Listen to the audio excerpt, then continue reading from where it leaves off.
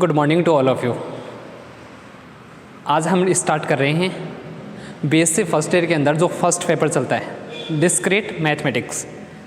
Paper पढ़ोगे तो सबसे इजी पेपर है, आराम से इजी है, समझ में आ जाएगा। क्योंकि थोड़ी बहुत थ्योरेटिकल पार्ट आता है, इसलिए बच्चों की ज़्यादा ये रहता है थ्योरेटिकल पार्ट आ गया, पता नहीं क्या हो गया इसमें हम ज़्यादा कुछ नहीं पढ़ेंगे। जो एग्ज़ाम की दृष्टिकोण से, एग्ज़ाम की व्यू से जो इम्पोर्टेंट क्वेश्चन हैं, एग्ज़ाम के व्यू से जो इम्पोर्टेंट टॉपिक हैं उसी के बारे में डिस्कस करेंगे। इससे ज़्यादा हम कवर नहीं करेंगे। बीच बीच की जो घिच पिच है, खिचड़ी फिचड़ी जो भी है, दलियो जो भी हो जाए थारो खिचड़ी व हम और काट दे पूरी कुछ छोटा सिर्फ नॉर्मल सी बातें पढ़ेंगे जो आपके बेसिक हो, जो आपके काम में आएंगे एग्ज़ाम में। और ज़्यादा जो हाई जो बीच की दे रखे ऐसे बातें वो हम डिस्कस नहीं करें। कोई भी आप चाहे कोई भी बुक स्टार्ट को, चाहे वो डिस्क्रीट हो या और फिजिक्स हो, केमिस्ट्री हो, मैथ हो, जो भी आपको स्टार्ट करना चाहे, बेसिक उसका जो बेसिक कॉन्सेप्ट है वो आपको क्लियर होना चाहिए। अगर बेसिक कॉन्सेप्ट आपका क्लियर है तो आप इजीली, अगर एग्ज़ाम में आपको कुछ नहीं आता तब भी उसके बारे में आप कुछ ना कुछ लिख के आ सकते हैं। मैथ में तो सबसे ज़्यादा काम में आता है बेसिक कॉन्सेप्ट। अगर आपका बेसिक कॉन्सेप्ट क्लियर है तो आप कोई भी जो चाहे क्वेश्चन हो या थ्योरम आए वो इजीली कर सकते हो। अगर बेसिक कॉन्सेप्ट अगर आपका क्लियर नहीं हुआ तो नहीं कर सकते। ये जो बुक दे रखी है, एक इसका जो फर्स्ट यूनिट है वो सेट और फंक्शन पर डिपेंड है। सेट और फंक्शन आपने 12th क्लास में पढ़े होंगे, लेकिन वहाँ पर छोड़ दिए होंगे क्योंकि टीचर को भी पढ़ाने में बोरिंग से चैप्टर लगते हैं। सेट वाला हो चाहे फंक्शन वाला हो, सब छोड़ दे। लास्ट में या तो पढ़ाते हैं तो लास्ट में पढ़ाते हैं, लगभग कोई टीचर इसको स्टार्टिंग में स्टार्ट नहीं करता क्योंकि सबको ये बोरिंग से लगते हैं। लेकिन अगर इंटरेस्ट के साथ पढ़ोगे तो ये जो दोनों ही चैप्टर हैं वो सबसे इजी चैप्टर है, आराम से समझ में आएंगे। आप पढ़ के देख लेना, मैं आपको प्रॉमिस करता हूँ कि ये जो चैप्टर है वो आपको सबसे ईजी लगे। आराम से स्टार्ट करते हैं। सबसे पहले तो मैं लाइट ऑन कर दूँ, दिख जाता ना, दिखना भी तो चाहिए ना। आदि मारवाड़ी बोल से आप ताकि थे मारवाड़ी से रिलेटेड तो हुई, मारवाड़ी क्षेत्र का हुआ। इतनी तो मारवाड़ी मैंने भी को नहीं आवा, थाने तो बहुत जोर किया हुआ है, मैंने बेरो समझ में आ जाए। डिस्क्रीट मैथमेटिक्स, सबसे पहले सेट की डेफिनेशन है। सेट की डेफिनेशन आज सभी को आती है, सब रटी रटाई लागे रहे हैं। क्या? A well defined collection of object, वस्तुओं का सुपरिभाषित संग्रह क्या कहलाता है? समुच्चय कहलाता है। लाग जाए सब रटे ही हैं तो आप भी रट लें, रटनी पड़े और करें भी के टाबरा को भी के काम बेचापड़ा रटनी पड़े, लास्ट में एग्जाम में लिख के भी तो आनी पड़े कई बार। तो a well defined collection of object. अब वेल डिफाइंड क्या होता है? वस्तुओं का सुपरिभाषित संग्रह। सबसे पहले हमने सेट की डेफिनेशन है, हाँ ज़्यादा नहीं पढ़ेंगे, मैं लिखवाऊंगा भी नहीं, सेट बता देता हूँ। A well defined collection of object, वस्तुओं का सुपरिभाषित संग्रह क्या कहलाता है? सुपरिभाषित का मतलब क्या? सुपरिभाषित का मतलब होता है जो हम सबके लिए डिफाइंड, एक के लिए नहीं। अब फॉर एग्जांपल थे पढ़ने लग रहे हो, क्लास में जाऊँगा, अगर मैं बोल दूँ क्लास में सबसे अच्छे स्टूडेंट, गुड या ब्रिलियंट स्टूडेंट, उनका सेट, उनका कलेक्शन, उनका संग्रह है ब्रिलियंट स्टूडेंट या good student, very good student, intelligent student, उनका कलेक्शन। अब उनका कलेक्शन निकालोगे तो अब कोई की ओवर लड़ाई ओढ़ी हुआ है, काली लड़ाई होगी, कोई हुआ ब्रिलियंट स्टूडेंट भी होगा, अच्छे भी हुआ है। तो अब बी की लड़ाई होगी, बी के लिए तो अच्छी बात को नहीं, चाहे वो क्यों हो जाओ, चाहे सिर पटक के मर जाओ, वो तो अच्छो बोलता को नहीं बिन। और जी काली तो मेरे साथ लड़ाई हुई, वो तो यहाँ बोल रहे हो, मन भैया बोल रहे हो, थे बिन अच्छे बता रहे हो को नहीं होने। तो जो सभी के लिए डिफाइंड, अगर मैं यही इसी कंडीशन को चेंज कर दूँ, क्लास में उन सभी स्टूडेंट का कलेक्शन जिनके 90% से अबोव परसेंटेज हैं। अब चाहे भी कि लड़ाई ओड़ी हो, चाहे कुछ ही हो, चाहे वो माथा पटक जाए, 90% से अगर ऊपर नंबर आए रहे हैं, अगर उसके 90% से अबोव नंबर हैं तो वो 90% से, चाहे वो लड़ाई हो चाहे नहीं हो, वो उतने ही रहेंगे। कोई भी किसी भी कंडीशन में वो चेंजमेंट उसमें चेंज नहीं हो सकता। तो जो वेल डिफाइंड का मतलब ये है, एक के लिए नहीं, चाहे सबके लिए डिफाइंड हो, चाहे कोई भी कंडीशन हो, उसी कंडीशन के लिए, चाहे उस सभी कंडीशन में सबके लिए, चाहे लड़ाई हो या और कुछ करो। तो यही होता है वेल डिफाइंड कलेक्शन। अब सेट के कुछ टाइप्स होंगे यहाँ पर। सबसे पहले तो एक आता है यूनिवर्सल सेट, सेट के लिखेंगे, कंपोजिशन भी लिखेंगे सेट के लिए, मतलब किन्हीं दो सेट का यूनियन। तो सबसे पहले तो हम टाइप्स देखते हैं सेट के, क्योंकि काम में आएंगे यहाँ पर। अब थारा पढ़ेड़ा है जहाँ तो बहुत अच्छी बात है, और नहीं पढ़ेड़ा हैं तो गड़बड़। टाइप्स ऑफ सेट, गड़बड़ को नहीं पढ़ेड़ा, आराम से यहाँ से हो जाएंगे। मतलब समुच्चय के प्रकार, समुच्चय के प्रकार, टाइप्स ऑफ सेट, समुच्चय के प्रकार, सेट, टाइप्स ऑफ सेट या समुच्चय के प्रकार। समुच्चय के प्रकार कौन कौन से? सबसे पहले आता है यूनिवर्सल सेट, यूनिवर्सल, सुने ने यूनिवर्सल नाम, हाँ यूनिवर्सल, सूर्य सुन को नहीं औसन हुआ है। यूनिवर्सल सेट निकल जाए, कई बार बोलता बोलता अकड़ बकड़ हो जाए, हिंदी और इंग्लिश दोनों बोले जाए, हुआ है। बाद में क्या निकले, न तो हिंदी निकले न इंग्लिश निकले, इंग्लिश निकले बात। यूनिवर्सल सेट यानी सार्वत्रिक समुच्चय। अब सार्वत्रिक समुच्चय और आगे नहीं बला आगे, सार्वत्रिक समुच्चय कुछ नहीं है, छोटे से बात है। अगर आप चाहे कोई भी, जहाँ पर भी आप सेट थ्योरी पढ़ रहे हो, मतलब समुच्चय सिद्धांत पढ़ रहे हो, सेट थ्योरी, अगर सेट थ्योरी में अगर आप डिस्कस कर रहे हो तो मतलब कोई भी जहाँ, जैसे मान लीजिए मैंने कुछ सबसेट लिया, ए ले लिया, बी ले लिया, सेट ले लिया, ये किसी न किसी सेट के तो सबसेट होंगे। जैसे मैं यहाँ पर ले रहा हूँ, ए भी सबसेट ले लिया मैंने किसका, आर का, बी भी सबसेट ले लिया मैंने किसका, आर का, बी भी किसका सबसेट ले लिया, आर का। तो यहाँ पर यूनिवर्सल सेट कौन सा हो जाएगा, आर हो जाएगा। सेट थ्योरी में, in set theory every set is related to any, every subset is, कोई भी सेट होगा वो किसी न किसी सेट से रिलेटेड हो। Every set is related to any set, और उसी सेट को हम क्या बोलते हैं, यूनिवर्सल सेट बोलते हैं। सारे मतलब समुच्चय सिद्धांत में कोई न कोई, प्रत्येक समुच्चय, उपसमुच्चय लिख सकते हैं, किसी न किसी समुच्चय का क्या होता है, उपसमुच्चय होता है। प्रत्येक समुच्चय किसी न किसी समुच्चय का उपसमुच्चय होता है, सबसेट होता है, चाहे वो किसी का भी ले। अगर मैं यहाँ पर आर के स्थान पर एन लिख देता तो यूनिवर्सल सेट कौन सा हो जाता है, यूनिवर्सल सेट फिक्स नहीं होता है, जरूरी नहीं कि यूनिवर्सल सेट फिक्स हो। लेकिन जब सेट थ्योरी अगर आपको यूनिवर्सल सेट नहीं दे रखा है, उस कंडीशन में हम यूनिवर्सल सेट या सार्वत्रिक समुच्चय को किससे डिनोट करते हैं, कैपिटल यू से, क्योंकि यूनिवर्सल यू इंग्लिश के लेटर से स्टार्ट कर देते हैं, यू से इसको डिनोट कर देते हैं। तो यूनिवर्सल सेट क्या होता है, सबसे बड़ा सेट होता है जिसके हम सबसेट लेते हैं, वही क्या होता है। अगर एन के सबसेट ले रहे हो तो यहाँ पर क्या हो जाएगा, यूनिवर्सल सेट एन हो जाएगा, और आर के सबसेट ले रहे हो तो आर हो जाएगा। ये तो आपको स्टैंडर्ड सेट तो पता होंगे। स्टैंडर्ड सेट कौन कौन से होते हैं, एन होता है, आर होता है, एन से पहले और आवा है, सॉरी एन के बाद डब्लू आता है, डब्लू के बाद जेड होता है, जेड के बाद कौन सा आता है, जेड या फिर आई, आई के बाद, इसके बाद आता है क्यू, और इसके बाद आर, और इसके बाद सी।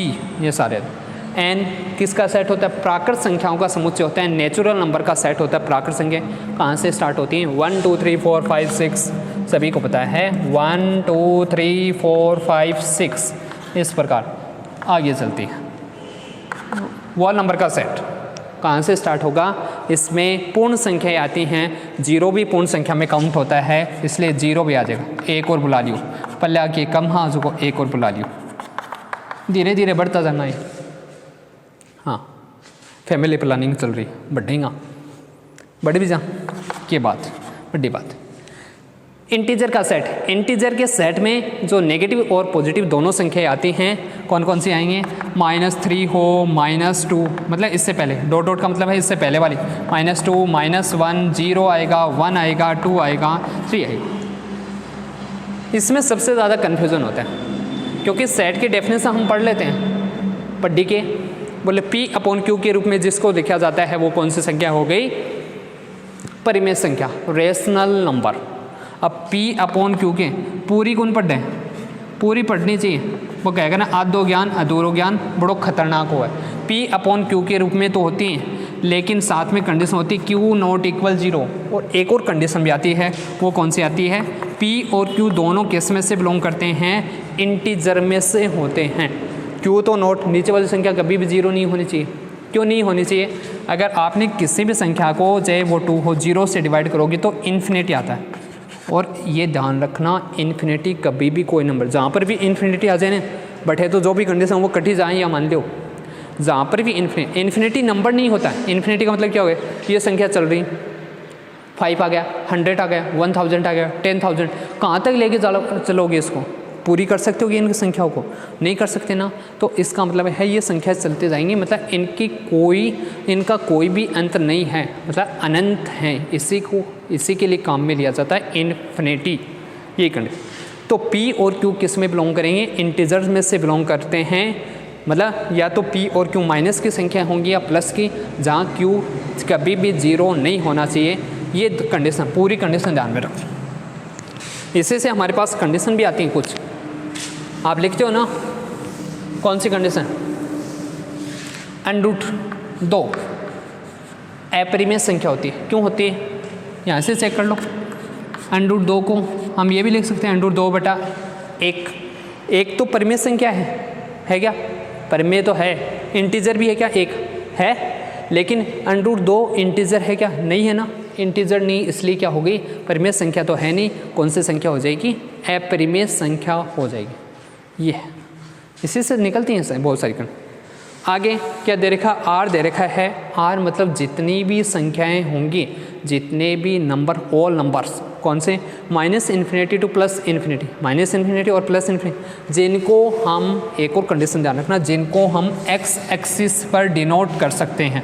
x एक्सिस पर चाहे कोई भी संख्या जिसको डिनोट किया जा सकता है, जो x एक्सिस पर डिनोट करते हैं, वो सारे क्या होते हैं? Real number.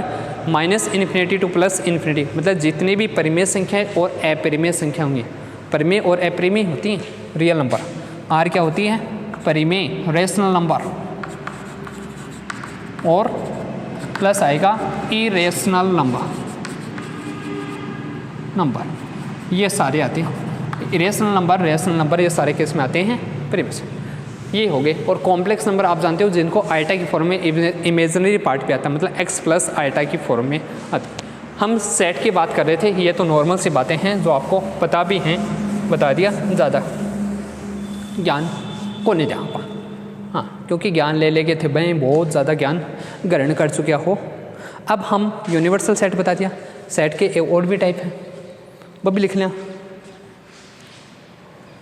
एक आता है सबसेट, उपसमुच्चय। सबसेट सरपंच देखेड़ो को सुनेड़ो होगा, उप सरपंच सुनेड़ो। हाँ, कोई गांव में नहीं रहे, राष्ट्रपति सुनेड़ो को, उपराष्ट्रपति सुनेड़ो को, सुनेड़ो ये प्रधानमंत्री, उप प्रधानमंत्री सुनेड़ो ये इंडिया में। हाँ, कहीं चलता ये हो ना, बोला राष्ट्रपति, उपराष्ट्रपति, प्रधानमंत्री, उप प्रधानमंत्री बोल दी, उप प्रधानमंत्री देखेड़ो ये। सबसेट यानी उपसमुच्चय। अब सभी जानते हो राष्ट्रपति हो भाई, क्यों है? राष्ट्रपति से नीचे क्या होता है? उपराष्ट्रपति। मतलब सबसेट क्या होता है? अगर कोई भी आपने सेट ले लिया, ए ले लिया, तो इससे छोटा कौन सा होगा? बी। ए इसका क्या होगा? सबसेट होगा। कब होगा? जब ये नहीं होगा तो इस सेट की जितनी भी कंडीशन ये सेटिस्फाई है। मतलब अगर बी का प्रत्येक अवयव किस में हो, सबसेट का मतलब यही है। बी, अगर बी कोई सेट बी है, a set B is subset of set A. लिखूं कौन लिखूं? मैं तो थारा पढ़ रहे, कोई काम की रात को ना, आपको थान तो सिर्फ समझाना। Set B is subset of set A if every element of B is in A. किस में होना चाहिए? ए में। मतलब कोई भी सेट बी है वो ए का सबसेट होगा। ऐ देखो, आप ए लिखा, बी सबसेट, इसको इसी से डिनोट किया जाता है। मतलब बी ए का क्या है? सबसेट।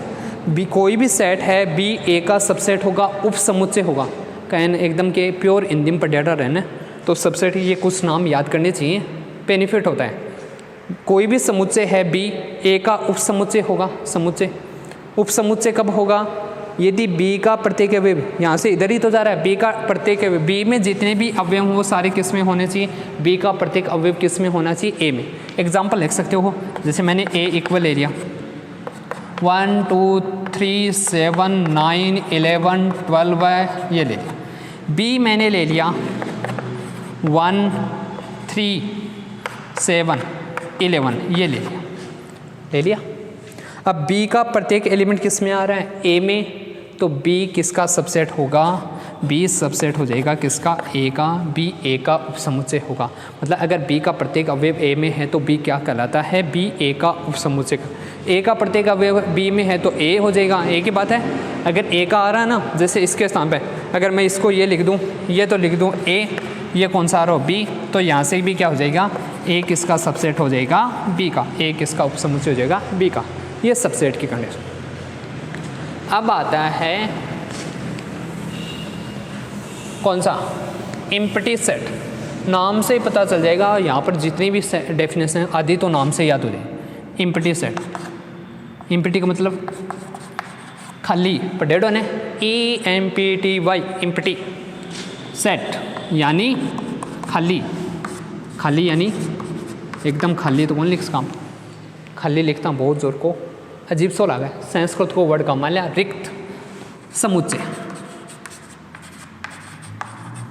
शुद्ध हिंदी, रिक्त समुच्चय यानी कोई भी ऐसा सेट जिसमें एक भी एलिमेंट नहीं हो।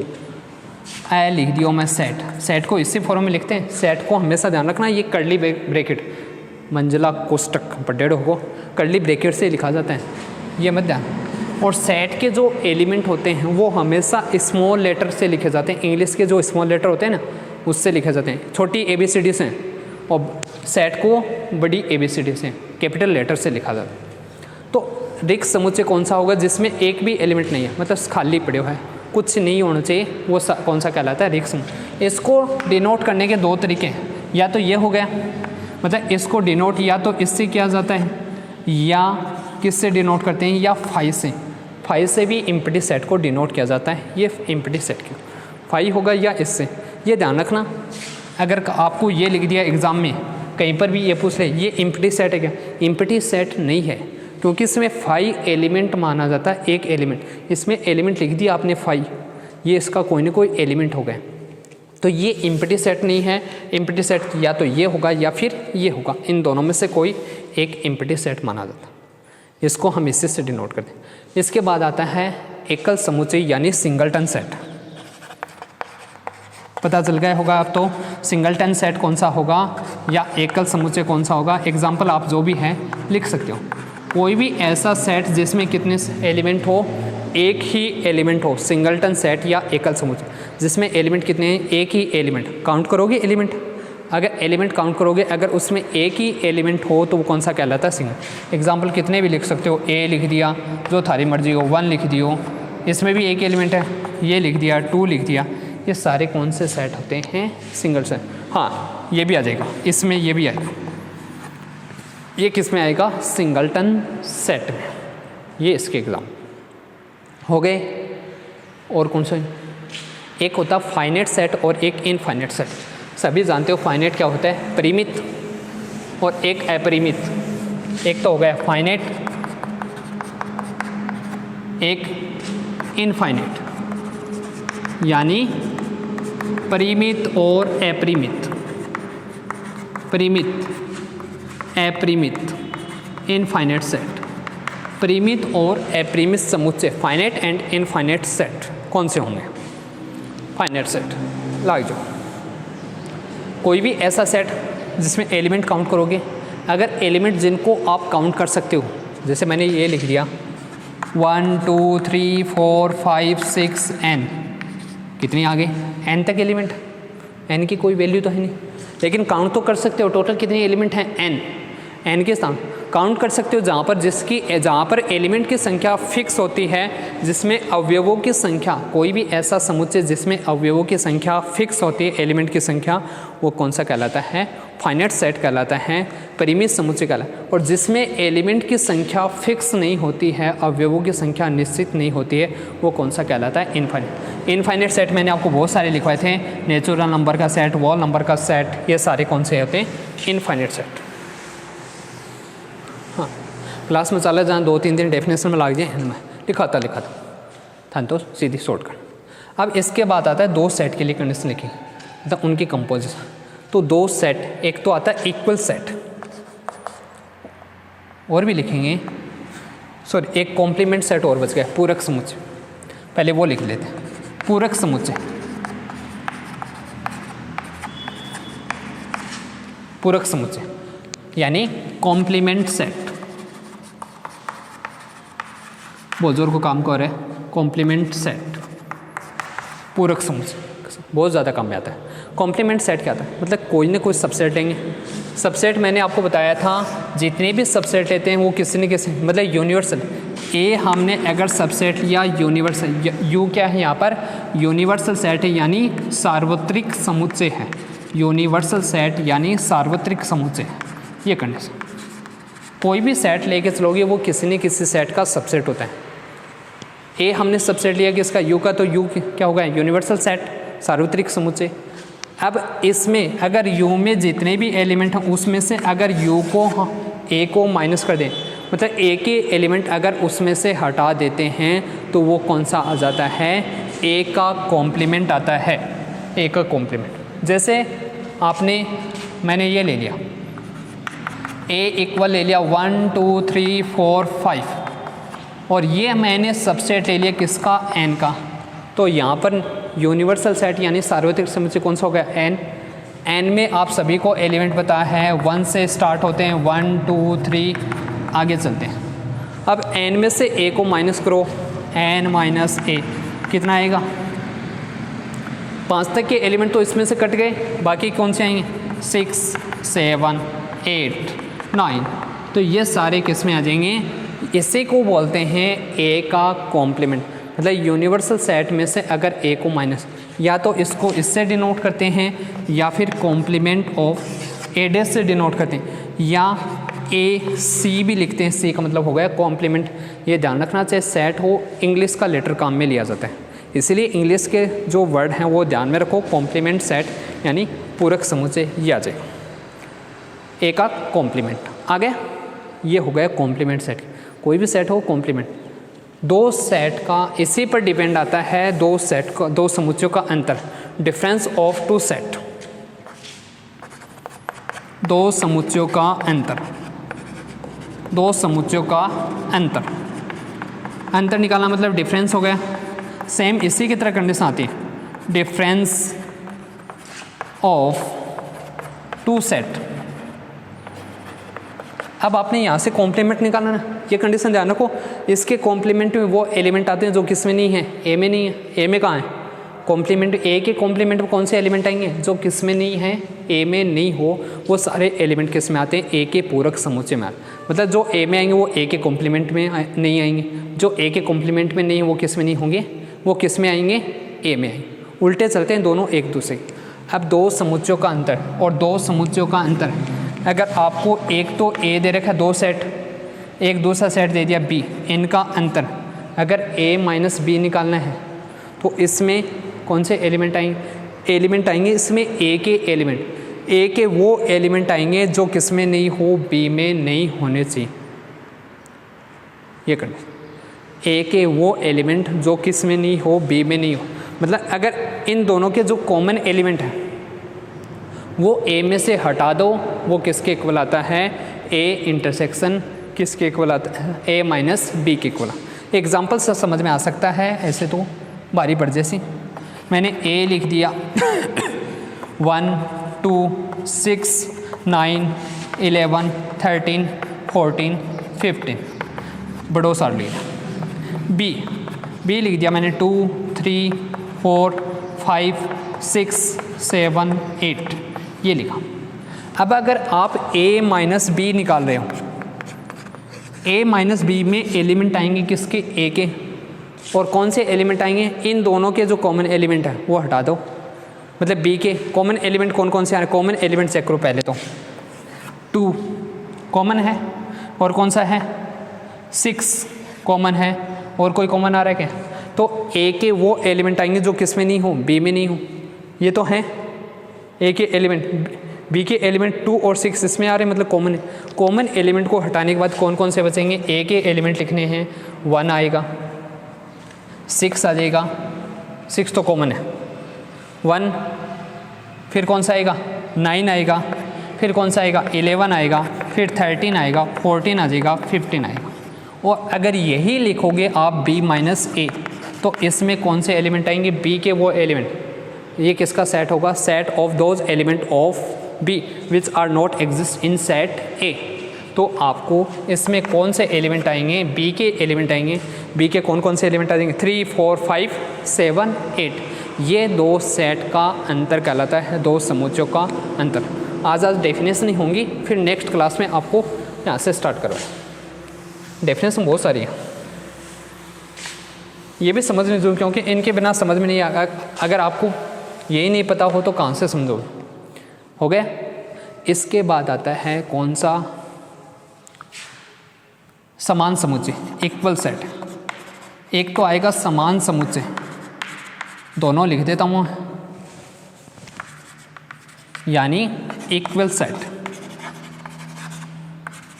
और एक होता है इक्विवेलेंट सेट, तुल्य समुच्चय। दोनों में डिफरेंस समझना जरूरी होता है। तुल्य समुच्चय, इक्विवेलेंट सेट, क्या लिख दिया, इक्विवेलेंट सेट। देख लियो स्पेलिंग थोड़ी बहुत यही होगी सर। इक्विवेलेंट सेट, एक होता है तुल्य समुच्चय, एक होता है समान समुच्चय। दोनों में डिफरेंस है। इक्विवेलेंट इंग्लिश में देखोगे तब दोनों एक जैसे से लगते हैं, इक्विवेलेंट या इक्वल सेट, लेकिन दोनों में डिफरेंस बहुत होता है। इक्वल सेट का मतलब होता है दोनों सेट क्या होंगे, बराबर होंगे, और इक्विवेलेंट का मतलब होता है, इसको हम डिनोट करते हैं इक्विवेलेंट यानी तुल्य, दो सेट तुल्य। जैसे माइनस पे होता है दो तुल्य समुच्चय। अब देखो दो सेट कोई भी एक दे दिया, एक सेट ए है, दूसरा कौन सा सेट है बी। अगर दोनों इक्विवेलेंट सेट का मतलब है दोनों में एलिमेंट की संख्या, नंबर ऑफ एलिमेंट्स, दोनों में अवयवों की संख्या, मतलब उसमें एलिमेंट काउंट करोगे 5, 6, 7, इसमें 6 एलिमेंट है तो इसमें भी कितने होने 6, इसमें 7 हैं तो इसमें भी कितनी होने चाहिए 7। इसमें सिर्फ एलिमेंट की संख्या है। जैसे एग्जांपल लिख दिया मैंने A इक्वल ABC लिख दिया, B ले लिया मैंने किसके इक्वल 1, 2, 3 के इक्वल ले लिया। अब दोनों में एलिमेंट अवयव की संख्या काउंट करो, एलिमेंट्स 1, 2, 3 एलिमेंट्स बोलते हैं, हाँ इतना तो ध्यान में रख सको। इसमें भी कितने एलिमेंट हैं 3। दोनों में अगर एलिमेंट की संख्या अवयवों की संख्या समान है तो दोनों कौन से सेट कहलाते हैं, इक्विवेलेंट सेट कहलाते हैं, तुल्य समुच्चय। हो गए। वही इसमें आ जाओ, अगर दोनों में एलिमेंट की संख्या भी समान होनी चाहिए और नंबर ऑफ मतलब सेम एलिमेंट होने चाहिए। जैसे इसमें ए आएगा तो इसमें भी क्या आना चाहिए, दो सेट इक्वल तभी कहलाएंगे जब ए, इसमें ABC आ रहा है तो इसमें B में भी क्या आना चाहिए, एलिमेंट इधर उधर लिख सकते हो BAC, मतलब दोनों में सेम एलिमेंट हैं। A इसमें भी है तो इसमें भी है, B इसमें भी है तो इसमें भी है, C इसमें भी है तो इसमें भी। दोनों में एलिमेंट, नंबर ऑफ एलिमेंट भी समान होने चाहिए और एलिमेंट भी सेम होने चाहिए, तो वो दोनों क्या कहलाते हैं, इक्वल सेट। तो यहाँ से हम ये भी लिख सकते हैं कि जो इक्वल सेट होता है वो इक्विवेलेंट सेट भी, क्योंकि एलिमेंट तो हैं दोनों में सेम, नंबर ऑफ एलिमेंट, इसमें कितने एलिमेंट है 3, इसमें भी कितने, तो इसको हम क्या बोल सकते हैं, इन दोनों को इक्विवेलेंट यानी तुल्य समुच्चय भी बोल सकते हैं, और इसी को हम क्या बोल सकते हैं, इक्वल सेट। इक्वल सेट में आपको डिफरेंस पता चल गया होगा। ये तो होता है इक्वल सेट और ये क्या होता है, इक्विवेलेंट सेट होता है। ये हमारे पास इसकी कंडीशन। अब आगे की जो कंडीशन है वो शायद ज़्यादा हो गया, बहुत ज़्यादा हो जाएगा एक ही क्लास में, आराम से समझ में, फिर भी थोड़ा बहुत और कराएंगे। पूरक समझ, कॉम्प्लीमेंट बता ही दिया था, एक होता है यूनियन होता है, एक इंटरसेक्शन होता है, दो और करवा देते। तो समुच्चयों का संघ,